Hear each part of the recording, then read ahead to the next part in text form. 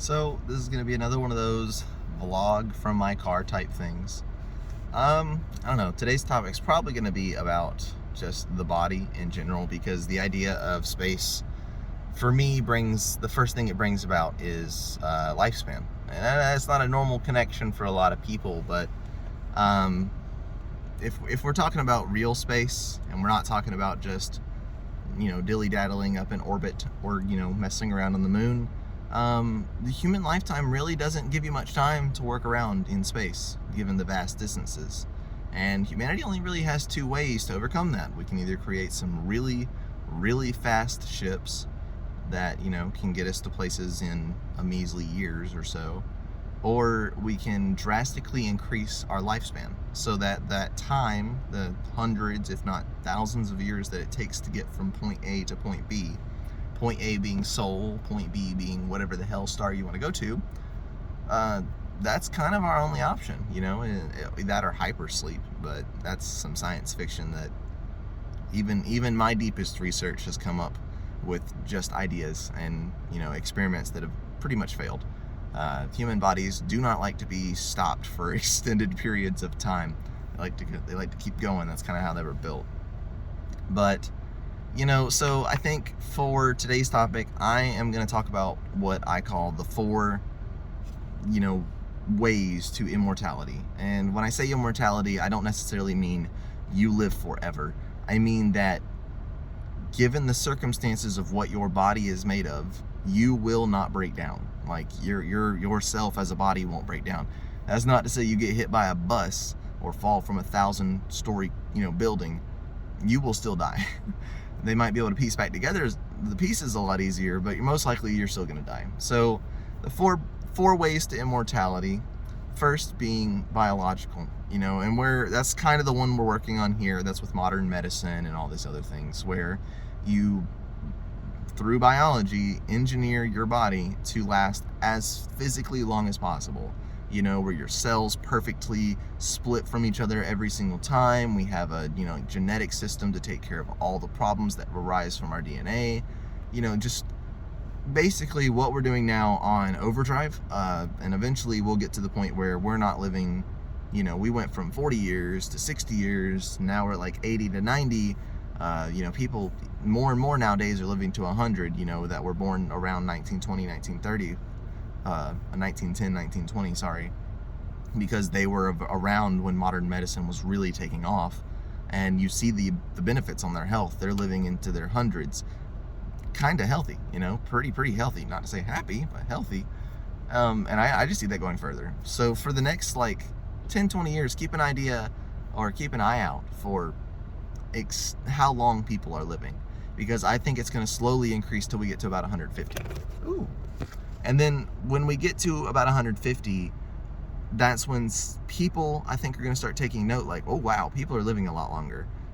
If that's possible, what's possible? And then they're going to push it, and then 150 turns to 200, and then 200 turns to 300. And the people that are riding along the way, if you were 80, but you had all the treatments to make it where you could live 150, by the time you're 150, most of the technologies to keep you alive till you're 200 are going to be out. So you can keep riding that train until technology catches up with the aging effects of our body. And I won't go into too much detail. You can probably do some research on your own. Just look into genetic engineering, epigenetics, things like that. Like everything that has to do with our body and changing it. I know there's a program called the SENS program. I think it's SENS. Their entire goal is to stop aging. So you check those guys out. I'll start trying to bring up more links, papers, the people that actually release it and things like that, so you guys know I'm not just talking out of my ass. But step 2 would be biotechnical. So basically the parts of our body that are just too much of a hassle to try to get to work for long periods of time, don't hassle. Rip it out and replace it with something that we know will work for a very long time, or something that is easily replaceable. So that, like, your liver filters and cleans your blood. So let's just replace it with something that filters and cleans your blood. So when it goes bad, you go get a liver replacement. But it's no longer this squishy, gooey organ. It's just a flat plate of nanobeads that suck out, crap from your blood as it passes through it. I've seen some papers and stuff on replacement organs, and they're pretty advanced. So they're getting further and further into this, but they're meant for, medical replacements for people that need them right now. They're not really pushing for people to go get their organs replaced. But, eventually when the technology is seamless enough, why wouldn't you, right? Like if you're dealing with the aspect of, in your future life, because of your family's genetic history, dealing with like heart disease or kidney failure or pancreatic cancer, all these other crap that could arise in your body, why even take the chance when there is a medically viable technology solution? Just go get it. And those things kind of go in hand. So not only are we advancing the body as fast as we can and getting it to last as long, like our cells and our DNA and things, just as before, but now we're incorporating technology into that so that there is no point of failure, or there is at least multiple points of redundancy so that you still can live a very long time. If the first one I put around 300 plus years, this one I put at a definite 300 plus years. This method I put at a definite 500 to 750, just because the availability of parts would be like going to your local auto store and fixing your car. It just, you keep the life of things so much longer when there's a readily available supply of things to replace things with. And let's go ahead and move to step 3, or path 3, I guess. Path 3 would be full technology. I'm sure we're all aware of this. We see it in many, many sci-fi films. One of my favorite is Ghost of the Shell, because it takes it the most literally, I think. Path 3 would be literally ghost in a shelling yourself, as I call it. The brain is one of the most complex organs in the human body, and at least in my mind, I don't see us conquering it soon enough to make people alive today, cyborgs fully. So let's just call it fully cybernetic, but we're keeping our brains, right? So that way the continuity of the human experience also continues, which is a big part of living forever, quote unquote. Because if you ever stop yourself and start yourself, such as cloning and all that, way too many philosophical arguments that you're not you anymore. So let's just stick with keeping you. Stops all the arguments. So ghost in a shelling yourself is essentially hyper suspend your brain for moments, right? Like we keep you alive until the last second we need your body. Basically, I'm building you a body in the lab, just like you saw in the opening scenes of Ghost in a Shell. Hyper realistic skin, under skin, like neural muscle, all that other crazy shit, whatever you want to call it. We just build a nice ass body, and it's like fully cybernetic, but it's also nerve connected. So we would need bio-nerve integration, which I think they're working on. I haven't seen many papers or read anything. I'm not too into that space. It's a little complicated, but I think they are working on it. So something that can stimulate nerves and electronics together, like maybe nerves on a silicon board that stretch out into readings and servos and things, that would control the body. And then basically, we take your brain and as much of the nervous system as possible out of your body, and we put it into the shell. Now, that's going to keep you alive.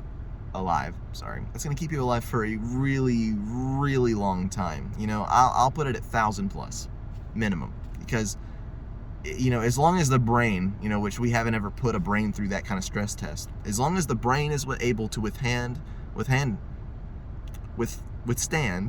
and hold memories for that long, I think you're fine. And I think we underestimate just how powerful the brain is. So with that said, let's move on to my favorite and most likely impossible method, but the one that sci-fi has spiked up in my brain since I've read children's stories, kids as a child, stories as a child. Sorry, not used to this whole video making thing.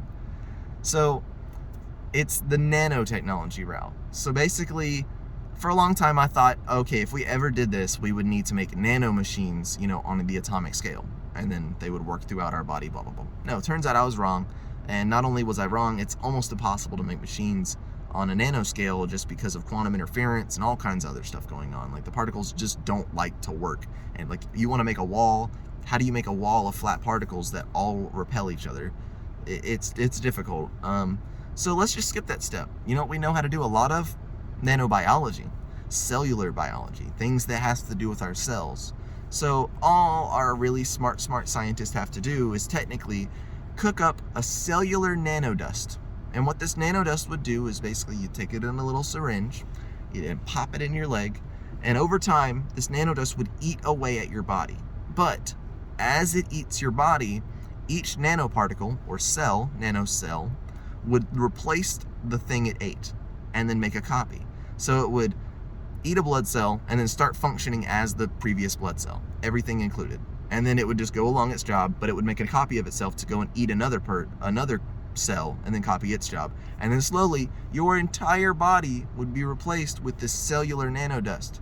Now, this isn't just like our regular old biology. This stuff's hyper smart. It's capable of self-rearranging. It can communicate with each other cell. You can communicate it outside of the body. So let me just give you a scenario. Remember when I said you possibly couldn't survive? You probably wouldn't survive getting hit by a bus or jumping off a 1,000-story building. This method you would. You would fall to the ground, go and splat just like you would, but instead of blood and guts and gore going everywhere, it would just be dust. Oh, and if the dust couldn't change its density to make you survive the impact to begin with, you would just spread out and then rearrange yourself because each individual cell knew its exact point in space and then put itself back there. And, again, I don't know about the brain. Brain's a tough cookie to crack, but I don't see why it wouldn't work. If the brain works with cells, and those cells being neurons and other types of neurons, why would our nanocells not be able to eat and then grow tendrils and reproduce the exact effects and memories and things that were in the brain? But that's where we get into the philosophical. Is it still you? Because we're replacing the fundamental thing that makes you you. But I'm not going to stick around on these things too long. I just wanted to throw those ideas on you. Like I said, these videos aren't meant to be long. I literally make them before I go into work. But just gives you something to think about. The human life isn't as short as it is. Every second can be stretched out into 1,000,000 years because of the way we think. So what if we didn't have to stretch every second out into 1,000,000 years and we just had 1,000,000 years? Think of the achievements and things that people could do. If Einstein had another 100 years under his belt, just what crazy stuff could he have pumped out of his head? Same with Isaac Newton and all these other great philosophers and scientists. Evolution has pushed our brain to the point where it is so far ahead of our biology, our lifetime. Every extension of life that we've had over the past few years hasn't really done much to our memory. We've been able to retain it just as well, and every extension of life has just given us a little bit more to enjoy. And I think we can keep pushing that. I think we can keep pushing that to the extreme. I think we can enjoy hundreds of years, thousands of years, a humanity where everyone has the chance to go to the stars, because the time that it takes to get there isn't really a problem. It's just, a look at your clock.